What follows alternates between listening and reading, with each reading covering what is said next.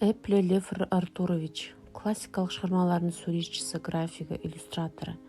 КСР суретшілер одағының мүшесі, 1932 жылдан бастап Мәскеуде орыс немістерінің отбасында дүниеге келген. 1920 жылдары ол өнер академиясының толық мүшесі, көрнекті ағартушы және графикалық суретшісі Дмитрий Кардовскийдің студиясында оқыды. 1930 жылдары Эпле Мәскеу баспаларында жұмыс істеді. Ол Пушкин, Лесков, Ершов, Уэльс, Перо, Андерсон, Мамин Сибиряк, Чуковский, Ильф, Петров, Островский және басқа туындыларын суреттеді. 1941 жылы Ұлы Отан соғысы басталып, бүкіл Эпле отбасы Қазақстанға, Карлаққа жер аударылды.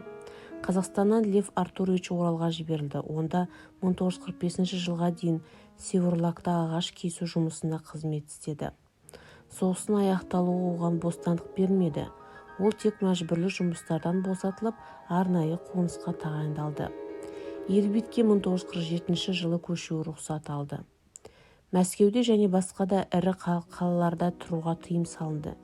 Дмитрий Шмаринов Кардовский мектебінде Эплдің тек оқытушысы болған. КСР суретшілер одағының Свердловск ұйымына хабарласып, Эплді кітап графикасының шебері ретінде ұсынды. Өмір бойы Лев Артурович сәулеттің мәселелерінің қызығушылық танытты. Ол бірқатар архитектуралық ұсыныстарды әзірледі.